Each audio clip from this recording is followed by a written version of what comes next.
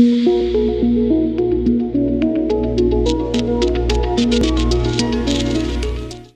orang yang mendampingi saya adalah orang yang harus juga hidup benar dan tidak neko-neko, karena itu keinginan saya. Apakah saya akan diberikan oleh Tuhan dengan iman saya? Ya. Iman yang seperti apa? Itu kan ditanya sama Tuhan. Jadi waktu saya lihat Pak Paulus, saya punya kriteria.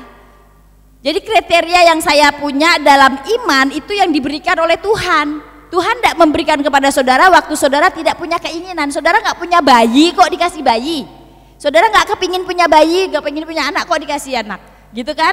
Saudara pasti minta sesuatu yang saudara inginkan. Nah, masa depan saya, kenapa saya tunduk, saya taat kepada Tuhan? Karena memang semua yang terjadi harus sesuai dengan iman. Pertama, saya juga bekerja, berdoa, dan diberikan hikmat. Saya minta sama Tuhan, karena saya ini nggak pinter, saya bodoh, ya kan? Saya nggak punya siapa-siapa, saya nggak bisa apa-apa. Harus ada orang yang lebih dari saya. Saya melihat Pak Paulus waktu itu, dia itu orang yang sangat pintar di sekolah. Semua setuju ya, yang mendengarkan, yang tahu Pak Paulus. Dia pintar. Waktu dia pintar, saya bilang wow, ini masa depan. Saudara menikahi orang pintar, saudara aset. Wow. Dulu saya nggak lihat dia bilang saya miskin, saya cuma bisa beli sendal jepit. Dia nggak tahu di dalam saya ada nilai yang besar di dalam dia yang saya bisa lihat. Dia mungkin nggak lihat, saya lihat dia pinter.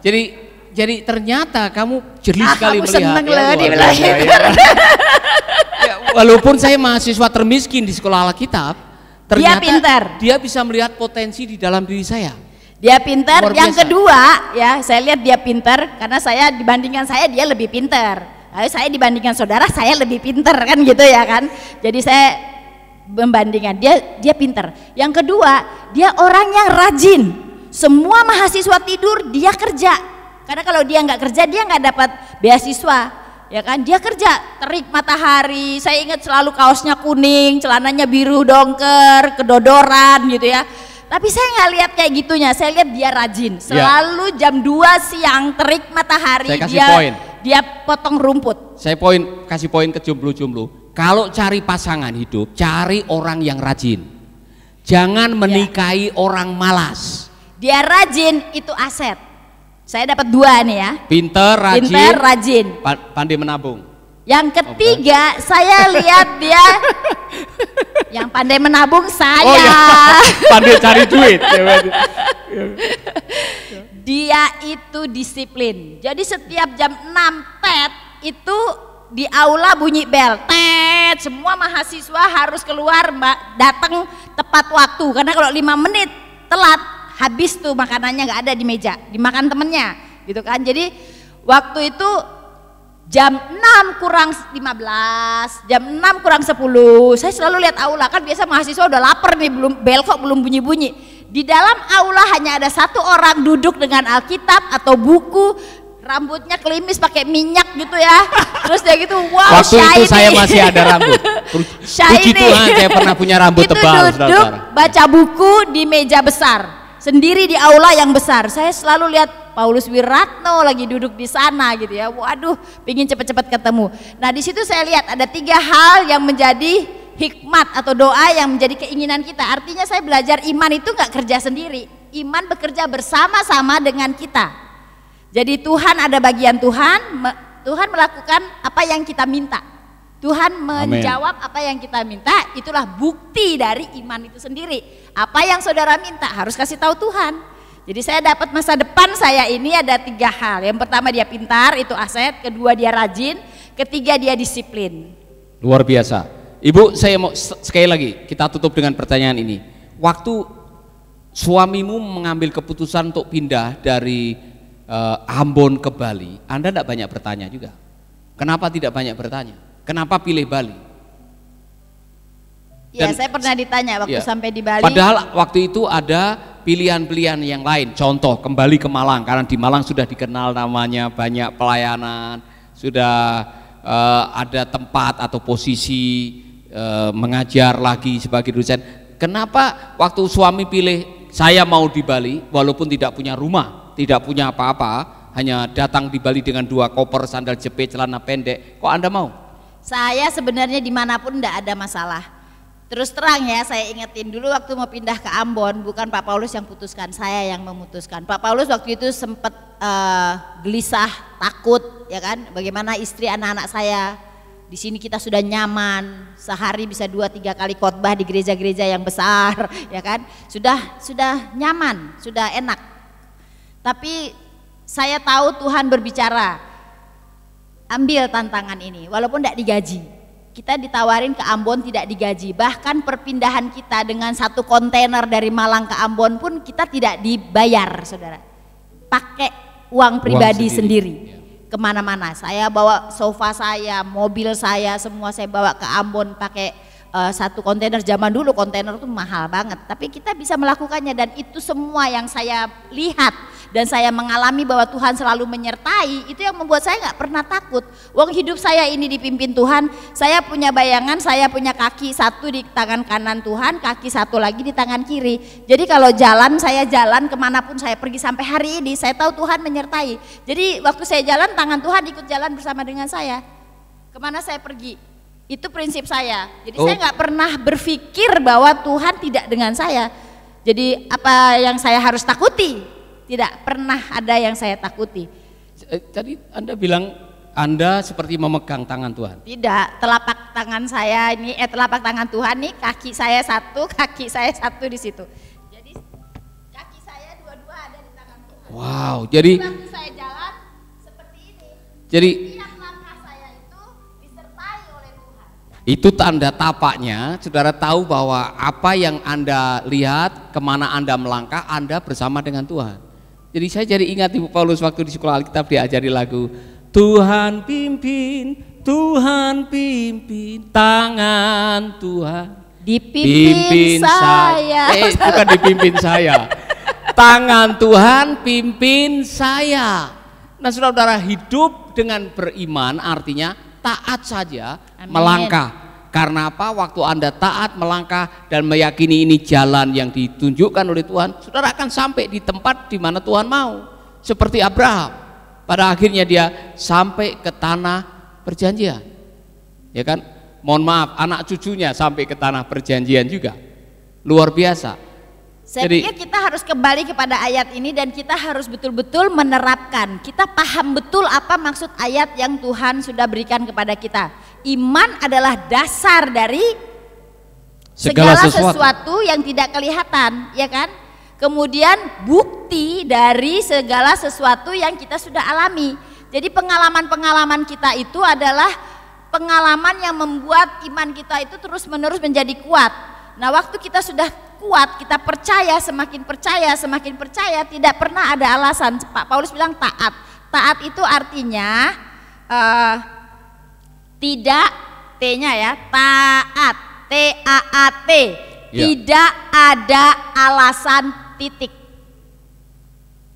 Apa tadi? Tidak ada T-A-A-T, tidak ada alasan, titik. Tolong saudara-saudara yang nonton ini tulis di status ini coba, supaya saudara memahami bahwa yang namanya hidup dengan iman artinya taat tanpa pertanyaan, tanpa alasan. Jadi taat artinya adalah tidak ada alasan, titik. Nggak boleh jangan koma. Banyak bertanya. Nggak boleh koma, nggak usah nanya-nanya. Ya. Pokoknya tunduk aja. Taat saja apa yang Tuhan mau. Karena memang Tuhan segalanya, Dia maha kuasa, Dia maha tahu. Kita mau bernegosiasi dengan cara pikir kita, pengetahuan kita itu terbatas. Kita ini nggak ada apa-apanya. Baik, saudara-saudara, saya yakin ada banyak orang yang penasaran dengan kisahnya Ibu Paulus tadi. Adakah di antara saudara yang mau bertanya? Ada yang mau bertanya? Mungkin yang masih muda-muda, yang masih jomblo, ada yang mau bertanya? Apakah semua kriteria yang ibu daftarkan untuk mendapatkan suami terpenuhi? Ada yang tidak. Salah satunya dia minta pengusaha kalau tidak salah. Ya, kan? Ya ada 10 list. Jadi waktu saya kan banyak yang disukai, saya harus memilih kan yang sesuka saya. Jadi saya list nomor 1. Saya nomor 1 cinta Tuhan, cinta keluarga. Kalau dia cinta Tuhan, pelayanannya bagus. Dia cinta keluarga, berarti keluarganya baik-baik saja, ya kan. Kemudian yang ketiga pinter musik. Saya suka musik ya, saya suka, waktu itu saya belum tahu kalau dia pinter musik ya kan. Jadi minta sesuatu itu yang belum ada bayangan di otak kita. Jangan kita berdoa, wah saya mau abi gitu.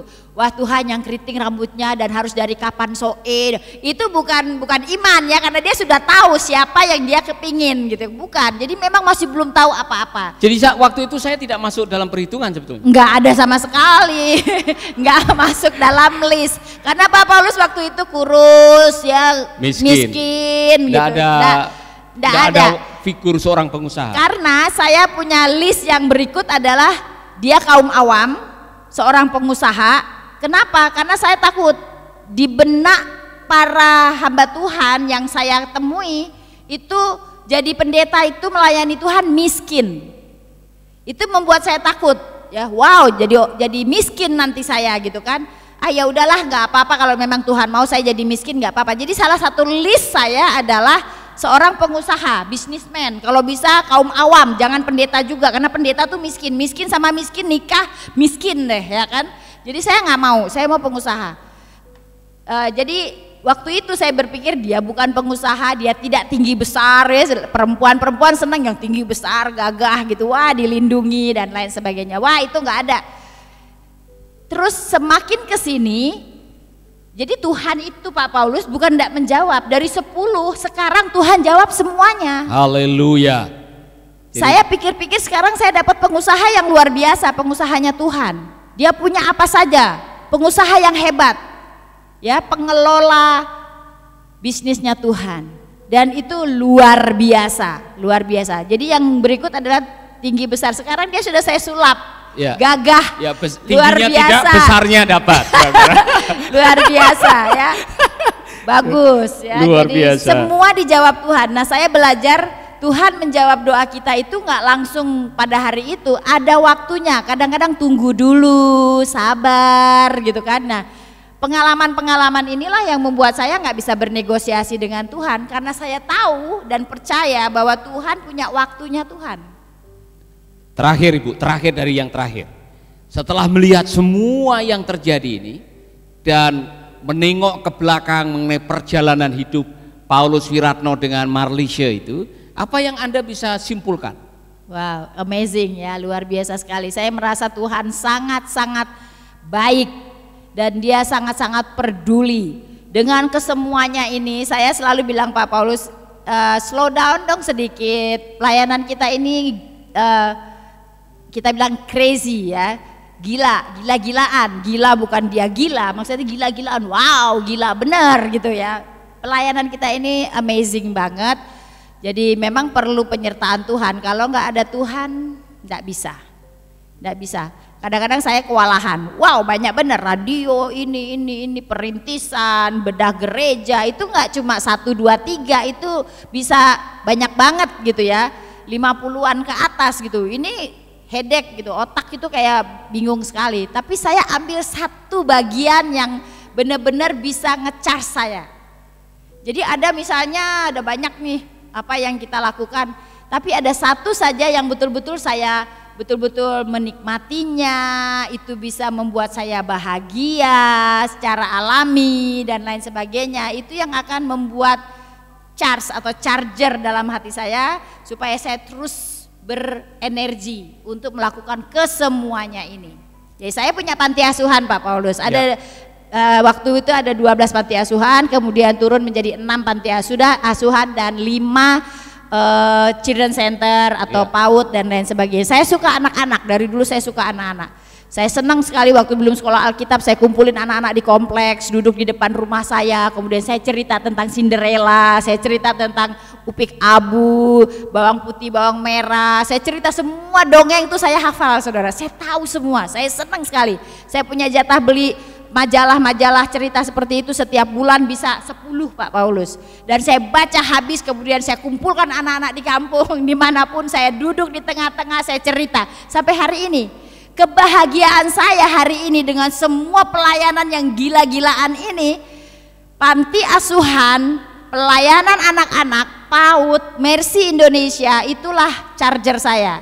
Jadi itu yang penyemangat saya, kebahagiaan saya waktu kumpul dengan mereka. Marcel, Ya kan?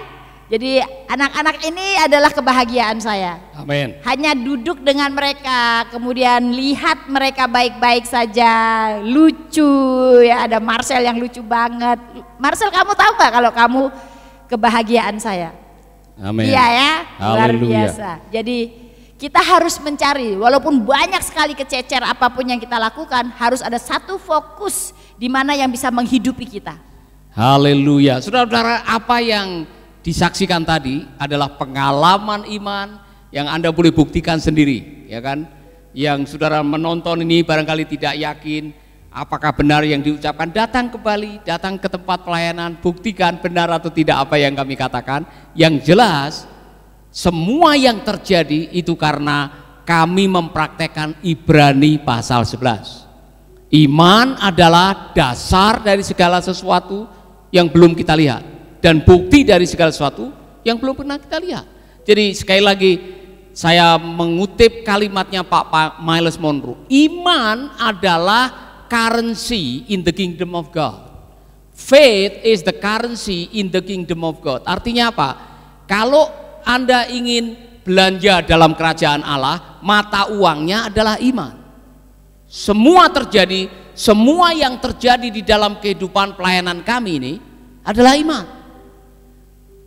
Jadi saya mau neguhkan kembali apa yang terjadi di dalam Ibrani 11 ayat 6. Tanpa iman tidak mungkin kita berkenan kepada Allah. Dan masih banyak, saya yakin masih banyak hal yang akan terjadi yang luar biasa di dalam perjalanan iman kami. Nah saudara-saudara, tantanglah imanmu sendiri, bawalah imanmu dalam petualangan. Jangan takut bermimpi besar buat Tuhan, dengan catatan semua untuk membesarkan nama Tuhan, bukan untuk membesarkan kepala kita. Amin.